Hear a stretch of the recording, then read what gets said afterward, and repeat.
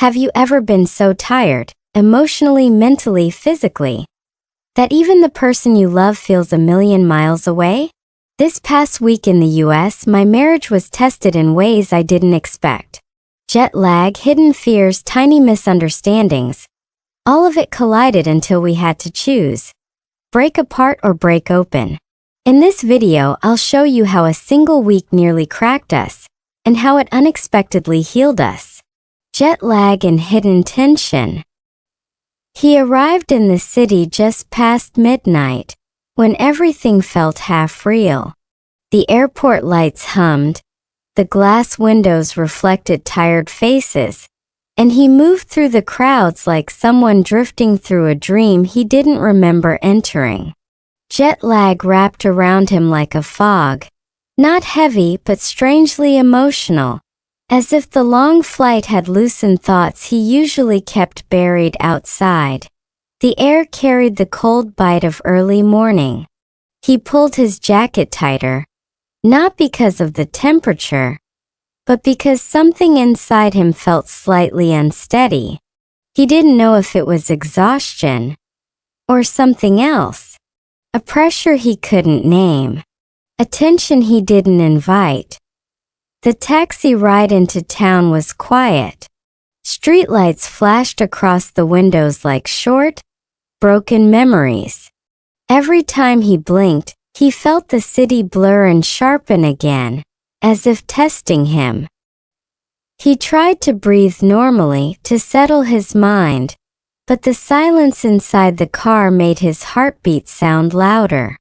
It was ridiculous, he told himself. He was just tired. Jet lag did this to everyone, didn't it? When the taxi stopped at the hotel, he hesitated before stepping out. Not long, just a second, but long enough to feel it.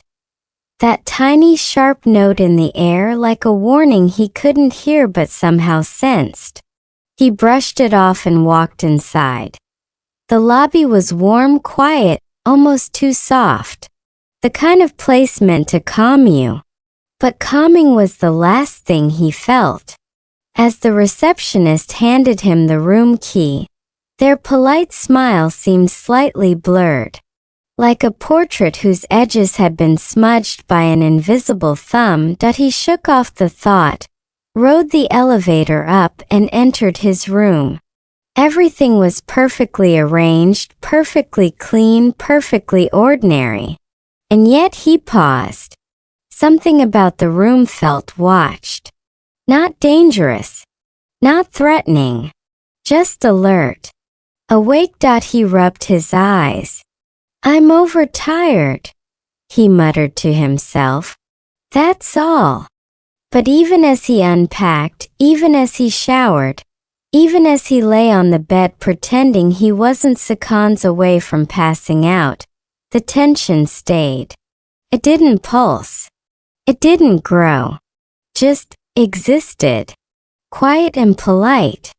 Almost patient. When he finally closed his eyes, he expected sleep to crash over him. Instead, he drifted into a strange half-dream, one where he stood in an airport again, except this time the lights flickered, and every face in the crowd was turned toward him, blurry but focused, like they were waiting. Waiting for what? He didn't know. He woke with a start, breath caught in his throat, heart tapping against his ribs. The room was dark. The city was quiet. But that silent, hidden tension, it was still there, watching him from the shadows he couldn't see. When English got in the way, the next morning should have felt simple, quiet, fresh. But you know how marriage works, even silence has a temperature, and that day ours was cold enough to make my chest tighten a little. We were both in the kitchen, moving around each other like two people who knew every step, but were suddenly scared to take them. She asked me something small. "Can you pass the salt?" And I froze for half a second because my brain was still half in Vietnamese, half in English. It wasn't the language that mattered. It was the way she looked at me, like she wondered why I hesitated. 1 second. That's all it takes for old insecurities to wake up. I handed her the salt, tried to smile and said, "Sorry, my brain scrambled." But she didn't laugh. She didn't even lift her eyes. And right there I felt this tiny sting, the kind you can't explain but hits harder than any big argument. Marriage is strange like that. The world thinks it breaks from big things, but honestly it's the small misunderstandings, the soft misfires, the "I thought you meant this" moments that eat away at the edges. She sat down with her coffee and said almost too gently, "Sometimes I don't know what you're thinking anymore." And boom, my heart just dropped through the floor. It wasn't about English, but English was the doorway the tension walked through. And isn't that true for so many of us who live between languages? One misheard word, one awkward pause, one insecure moment, and suddenly the person you love feels far away. Even if they're 3 feet from you. I took a breath and tried to lighten the mood with a joke, something like, "Trust me, even I don't know what I'm thinking before coffee." She smiled, so small I almost missed it. But small smiles count, they're the crumbs you follow back to each other. Then something unexpected happened. She corrected my pronunciation. Not in a mean way, just softly, almost instinctively. But it hit me anyway. That familiar quiet ache of "I should be better by now." That silent frustration of learning English as an adult. That bitter little reminder that love can be gentle, but learning a language never is. For a second I felt embarrassed, not because of her, but because I care too much about being competent in front of the woman I love. But then she reached over, touched my hand and whispered, "Hey, I'm not judging you. I'm trying to understand you." And just like that, the whole atmosphere shifted. Maybe marriage isn't about perfect communication. Maybe it's about 2 imperfect people choosing again and again to meet in the middle. Even when languages collide, even when emotions misfire, even when the only thing you can offer is a quiet "I'm trying." That morning English got in the way. But it also brought us closer, not because we spoke it perfectly, but because we chose each other anyway. The drive that said too much. We weren't fighting, but we also weren't fine. You know that weird in-between space couples sometimes fall into, where everything looks normal on the outside but your chest feels like a drawer that won't close properly. That was us as we got into the car later that afternoon. We were supposed to run a simple errand. Pick up groceries. Nothing dramatic. Nothing emotional. But the second the car door shut, the quiet felt heavier than the seatbelt. I turned on the GPS just to fill the silence. The voice said, "Turn left." And she said softly, "No, it's right." 2 voices point 2 directions. 1 tiny correction. Usually I'd laugh it off, tease her, or kiss her hand just to shift the mood. But my mind was still looping our kitchen moment from that morning. The hesitation, the pronunciation correction, the sense that my English wasn't the only thing that felt off. She noticed. Of course she did. Women in marriage always notice. "Are you upset?" she asked. Her voice wasn't sharp. It was tired. Like she'd been trying to read a map without street names. I shook my head too quickly. "No, I'm fine." Classic lie. Classic guy move. Silence again. Then she whispered something I'll never forget. "It feels like you're somewhere else, even when you're sitting right here." That one hit me straight in the chest. Because she was right, I was somewhere else.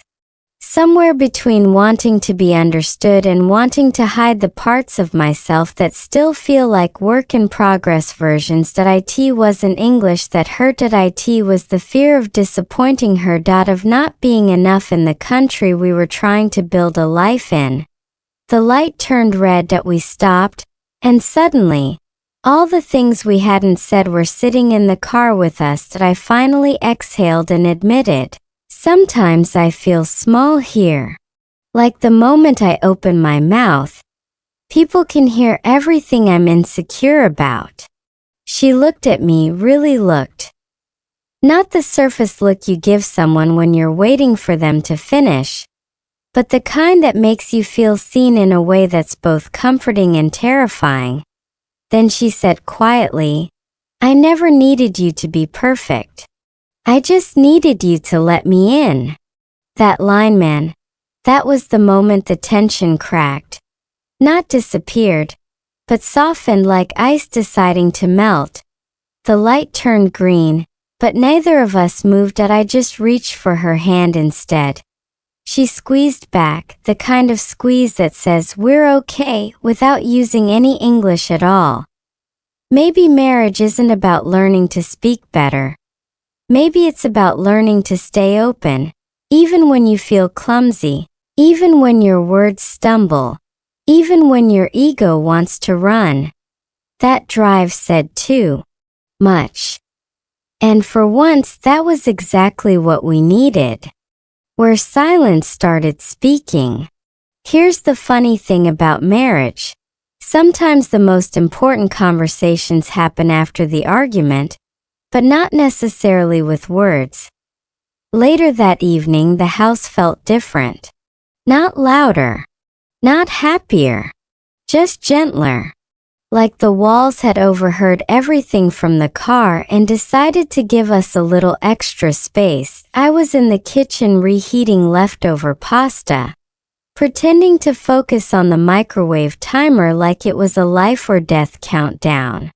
But the truth? My mind was replaying her sentence from earlier. I just needed you to let me in. God. That one still echoed. She walked into the kitchen quietly. Not tiptoeing, not dramatic, just present. She leaned on the counter, watching me with that half-curious, half-worried look wives seem to master by year 2 of marriage. You okay? She asked. This time I didn't lie. I'm trying, I said, simple. Honest. No armor. And you know what's weird? The second I said it, the entire room softened. Because sometimes I'm trying is a better love language than I'm fine. She stepped closer, gently brushed her thumb across my wrist. Honestly, the kind of touch that should come with a warning label, and said, you don't have to fight everything alone. If English lessons taught me anything, it's that tone matters more than vocabulary. And her tone? Soft, steady, believing. The kind that builds a home faster than any construction crew. I wanted to tell her everything. How English sometimes feels like a mirror I'm scared to look into. How I worry about sounding childish in a country where she sounds confident. How marriage feels heavier when your insecurity joins the relationship. But instead we just stood there, silence again. But this time it wasn't the cold, distant kind. It was warm, helpful, healing. You know how neuroscientists say that 2 nervous systems can sync their rhythms when people stand close enough? I swear ours did. Like my chest finally matched her breathing, and the whole house exhaled with us. Then she laughed soft, a little embarrassed, and said, I'm starving. Did you burn the pasta? I looked at the microwave. The noodles were definitely overcooked. Maybe fossilized. I shrugged. Crunchy pasta builds character. She rolled her eyes and kissed my shoulder. That playful marriage kiss that's equal parts affection and I can't believe I married this chaos. We ended up eating at the kitchen counter, sharing one bowl, our knees touching. No script, no lesson. But somehow it felt like the most important English practice of my life. Learning how to speak with presence, not perfection. And somewhere between bite 3 and 4, she whispered, "We're okay, right?" I didn't hesitate. "Yeah," I said. "We're building something. Even when it looks messy." Her smile told me she believed me. For the first time all week, so did I. The conversation I didn't want to have. There's a moment in every marriage where you hear your own heartbeat louder than your partner's voice. That was me the next morning, sitting on the edge of the bed, staring at the half-open blinds while sunlight tried to convince me it was a fresh start. My body wasn't buying it. She was still sleeping, curled toward my side of the bed, one hand tucked under her cheek like she was holding a secret. And honestly, I stood there debating whether to wake her or to escape into the kitchen and accidentally focus on making coffee for 2 hours, because I knew what was waiting between us. The conversation. The real one, the one I'd been dodging for months. When she finally woke up, she stretched, blinked at me and said softly, "Hey, you're up early." I swallowed. Couldn't sleep. Her eyebrows pulled together. Not worried, not dramatic, just that quiet, familiar concern reserved for people you deeply love. "Is it about yesterday?" she asked. Here's the wild part. When you avoid a conversation long enough, your nervous system becomes a drama queen. My chest tightened, my palms got sweaty, and English, my imperfect frenemy, suddenly felt like a pair of shoes 2 sizes too small. I nodded. "Yeah, I think we should talk." She sat up immediately. Not defensive, not cold, just present. It made everything harder and easier at the same time. "I know I shut down," I said. "Not just yesterday. A lot recently. And I hate that it affects you." She didn't interrupt, didn't rush to fix it. She just waited, which somehow felt like the bravest thing in the room. "You know how I've been trying to improve my English?" I continued. "But some days it feels like no matter how much I practice, I'm still behind. And when I feel stupid, I pull away. I hate that I do that. I hate that you see it." Her eyes softened, warming in a way that made my throat burn. "You're not stupid," she whispered. "You're learning. You're growing. And you don't have to be perfect to be here with me." I looked down. I don't want to be the weak link." She scooted closer until our knees touched, that small physical cue that says, "I'm here, you don't have to run." "You're not the weak link," she said. "But shutting me out? That's what hurts." Oof, that one hit. But she was right. She reached for my hand. "Let's make a deal. When English gets frustrating, when life gets heavy, tell me. Even if it's messy. Even if it's 2 words." I exhaled shakily. "Okay. And," she added with a tiny smile, "we practice together. Like a team." It was such a simple sentence. But for the first time in months, it didn't make me feel like a student. It made me feel like a partner again. And maybe that's what marriage is, not 2 perfect people, but 2 imperfect people choosing to stay soft with each other. The small thing that saved us. There's this funny thing about relationships. Big problems rarely get solved by big solutions. They get solved by tiny moments, the kind you almost overlook because they don't look dramatic enough to matter. And part 6? Yeah, this is the part where something small ended up holding our entire week together like an unexpected thread. It started with a post-it note. I walked into the kitchen the next morning, still carrying the emotional soreness from our conversation, like a bruise no one else can see. Jet lag wasn't helping.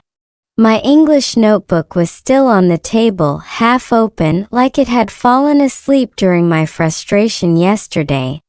But there, right next to my coffee mug, was a yellow post-it in her handwriting. It said, "One word at a time.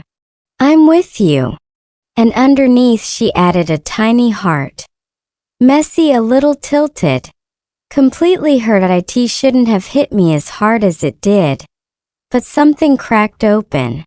Maybe it was the timing. Maybe it was the softness.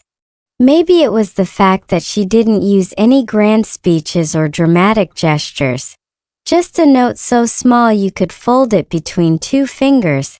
When she walked in, hair tied up, still half asleep, I held the note up. "You wrote this." She shrugged, smiling shyly.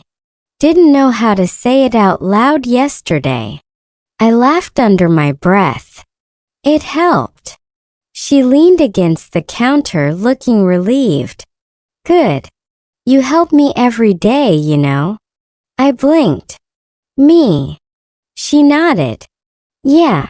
The way you keep trying with everything, even when it scares you, even when English makes you doubt yourself. I see all of it." And there it was. The small thing, the shift, the quick, fragile, unannounced return of hope. Look, if you've ever tried learning a new language while trying to keep a relationship strong in a foreign country, you know the mental chaos. Your brain gets tired. Your self-esteem gets bruised. And the person you love ends up catching the pieces when they slip. But that morning we didn't feel like 2 people catching falling pieces. We felt like teammates again. She wrapped her arms around my waist, pressing her cheek lightly against my chest. "Let's make something good today," she murmured. "What, like breakfast?" I joked. She laughed, the kind of laugh that feels like a window opening. "Yeah, breakfast. And maybe we take a walk later? Just us. Phones away. No pressure. Just being together." It sounded embarrassingly perfect. That we cooked slowly, clumsily, happily. I practiced a few English phrases while chopping onions. She corrected me gently, like brushing dust off my shoulder. No judgment. No rush. Just life. Turns out healing doesn't always look like breakthroughs or deep conversations. Sometimes it looks like scrambled eggs, a sticky note, and someone choosing you again in the quiet moments. Marriage isn't built on big promises. It's built on tiny proofs. And that little note, yeah, saved us. The walk that rewrote everything. Picture this. 2 tired humans walking through an American neighborhood that still smelled like someone overwatered their lawn at 6 a.m. The sun wasn't too bright, the air wasn't too cold. Just that soft you might survive today kind of weather. Honestly, the walk wasn't meant to be healing. We just needed to get out of the house before our thoughts started bumping into each other again. But sometimes life likes to do that thing, where the smallest, most boring activities end up turning into plot twists for your relationship. We started in silence. Not the angry kind. The "I'm still figuring out how to talk without messing it up" kind. And then, somewhere between a mailbox shaped like a dolphin and a neighbor's suspiciously perfect roses, she slipped her hand into mine. That one move did something wild to my nervous system. You know that feeling when your brain glitches because it didn't expect kindness? Yeah, that. She squeezed my hand and whispered, "I'm sorry for yesterday." And because I'd been replaying the argument in my head like a bad movie trailer, I blurted, "I'm sorry too. I wasn't really mad at you. I was mad at myself." She stopped walking. For what? For feeling behind. For needing help. For sounding dumb when I try to speak English. I waved my free hand around, being a whole circus. She laughed, the soft kind that I love you but also you're ridiculous kind. You're not a circus. You're just human. And your English is better than you think. Yesterday didn't look like it. Well, yesterday we were tired and stressed. Jet lag makes everything dramatic. Honestly, if a squirrel had looked at me wrong, I might have cried. That made me laugh. And the laughter cracked something open in both of us. Like someone finally opened a window that had been stuck shut for days. We kept walking. She told me about the pressure she'd been feeling. Wanting to be supportive but not knowing how. I finally admitted how embarrassed I'd been when English tangled my words and made me feel small. She told me she didn't need me to be perfect. She just needed me to let her in. Then she said something that hit so deep I felt it in my bones. A home isn't built by two perfect people. It's built by two imperfect people choosing each other every day. That line stuck to my ribs. We reached a small bench under an oak tree and sat down. For a moment the world felt quiet, steady, almost cinematic. No arguments. No insecurities. No jet lag panic. Just two people rediscovering their way back to each other. I leaned my shoulder against hers. "Thanks for walking with me." She nudged me back. "Thanks for letting me." And right there on that random neighborhood bench, the tension we'd been carrying didn't disappear. It softened like something finally remembering how to breathe. Sometimes love doesn't fix you. It reminds you you're worth fixing with. 1 week, one promise. There's this weird thing that happens at the end of a hard week in marriage.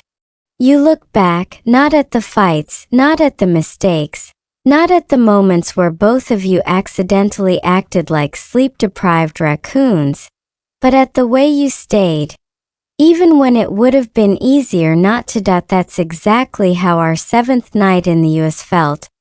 Not triumphant, not perfect. Just quietly hold. We were in the kitchen.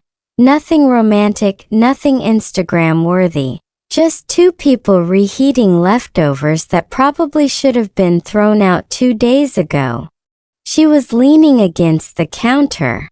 I was watching the microwave like it owed me money. And then she said almost casually, "So what did we learn this week?" I laughed. "That you shouldn't trust my microwave skills." "No," she smiled, nudging my arm. "What did we learn about us?"